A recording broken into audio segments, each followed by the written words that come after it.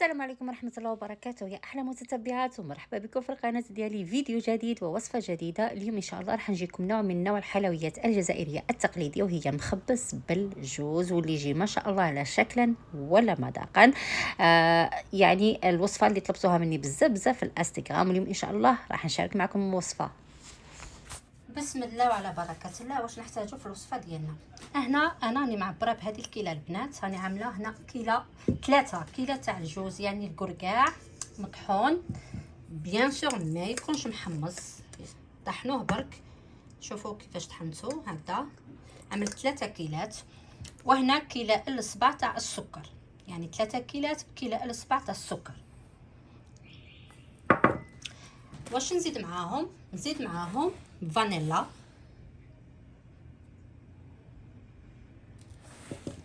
نخلط هادو كامل مع بعضياتهم البعض. بسم الله.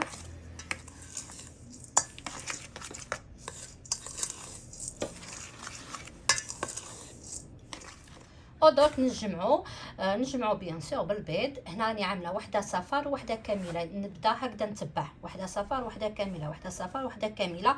اكيد كميه تاع البيض تختلف حسب الكميه ولا الكيله اللي كيلتي بها الجوز ديالك.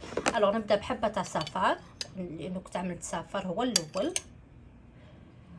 ومن بعد نبدا نضيف بشويه بشويه، يعني ما تضيفوش خطره واحده.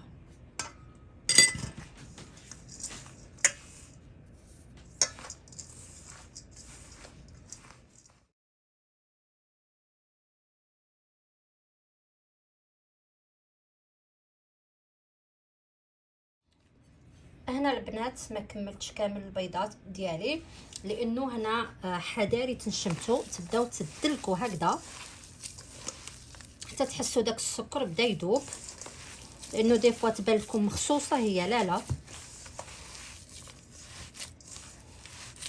هكذا باش نذوبوا هذاك السكر ديالنا. شوفوا خصها تجي هكذا ما تجيش جاريه.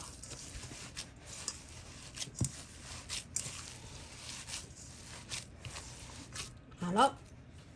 وفي الاخير نضيف هكذا معلقه صغيره تاع الزبده، وخلاص تكون جاهزه معنا. انا البنات درك راح ندخلها الثلاجه، نخليها تريح شويه هكذا باش السكر ديالي يذوب وهي تقبط راسها، ومن بعد ان شاء الله نولي نشكل حلوه ديالي.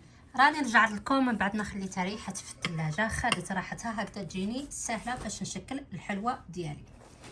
ملاحظه البنات ادروا تضيفوا لها المستكه اذا كانت موجوده عندكم. انا عندي موجوده برك خصني نطحنها ما ضفتهاش باش تجيكم زعما شويه معلكه، اختياري.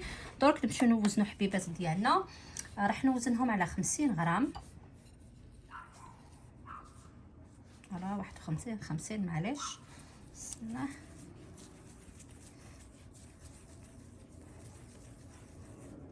شوفوا انا نحب نشكلهم كامل دويرات، ومن بعد باش نولي نعطيهم هذيك لا فورم ديالهم. المهم نشكلهم ونرجع لكم من بعد ان شاء الله، ولا نوزنهم بليدو كما راكم تشوفوا. من بعد ما وزنتهم كامل درك جاوني البنات 11 الحبه، نورمالمون 11 مانيش غلطه، وي جاتني 11 الحبه بهذاك العبار ولا بديك الكيله اللي كيلتها معاكم. شوفوا الشكل يبقى اختياريكم، ما المخبز تعملوا الشيء اللي حبيتوه.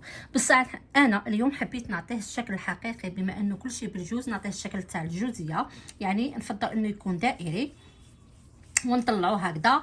واذا حبيتوا تعملوا في السيليكون مدور الشيء اللي حبيتوه. المهم راح نعمل له غير هكذا وخلاص. طلعوا وكامل بنفس الطريقه، ونخليه بومبي من الفوق، لانه راح من بعد من نعملوا الكلاصاج راح نعمل له حبه تاع الجوز من الفوق. شوفوا فوالا البنات، شوفوا شحال نطلعوا هكذا. المهم نكملهم كامل ونطلعهم بعد ان شاء الله.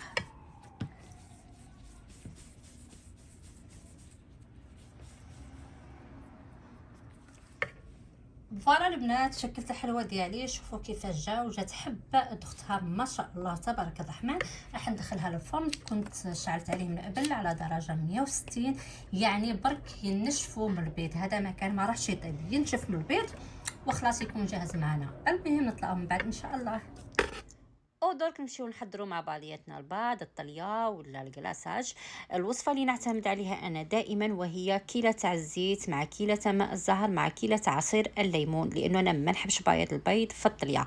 بصح اليوم بما انه راح نعملها بنكهه النسكافيه راح نغير، يعني كما راكم تشوفوا عملت نصف فنجان تاع الزيت مع نصف فنجان تاع ماء الزهر، ولا الكيله اللي تعبروا بها اللي حبيتوا، المهم تكون كيله متساويه. وفي هذاك تاع ماء الزهر، الماء الزهر هو اللي راح نضيف له هكذا واحد المعلقه صغيره تاع نسكافيه ونخليه حتى يذوب شويه، ومن بعد نخلطهم مع بعضياتهم بعد كما راكم تشوفوا. فوالا، اللي ما يحبش يعملها بنكهه النسكافيه يعمل الطريقه العاديه. المهم كيلة ماء الزهر مخلطه مع شويه تاع نسكافيه مع كيلة تاع زيت، ونخلطهم مع بعضياتهم البعض، ومن بعد نبدا نضيف السكر الناعم يعني سكري كلاس حتى نتحصل على هذا القوام راكم تشوفوا، يعني ماشي ديك ثقيله وماشي خفيفه، المهم تكون شويه ثقيله هكذا باش مين تعملوا الطليه الحلوه ديالكم ما يهبطش. الوغ هنا نبدا. شتو الحلوه ديالي من بعد ما طابت ما شاء الله، يعني ما تاخذش وقت، ما با 10 مينيت، يعني واحد 10 دقائق برك في الكوشه، برك داك البيض ينشف والحلوه ديالنا يعني تكون جاهزه. خليتها بردت غير شويه يعني تبرد عاد باش تعملوا لها الطليه ديالكم، ونبدا هكذا نعملها الطليه. شوفوا كيفاش تعطي هذاك البراق وتجي بنينه صراحه، يعني شويه تغيير وباش نعطيو هذاك الشكل الحقيقي تاع الجوزيه هذا ما كان. الوغ هنايا نبدا نكمل الطليه ديالي كامل، والديكور حتى هو يبقى اختياري، لكن من الافضل عملوه هكذا حبه تاع الجوز بالفوق. المهم نكمل الطليه ديالي كامل ورانا نطلعوا من بعد ان شاء الله.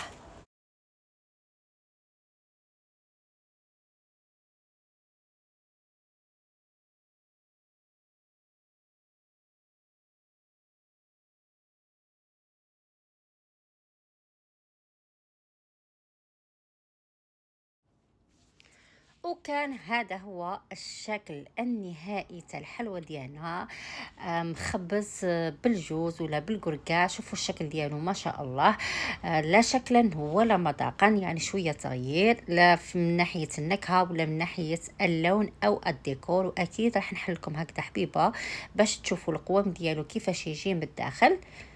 شوفوا ما شاء الله يجي معلك وبنين صراحه. شوفوا يا البنات ما شاء الله.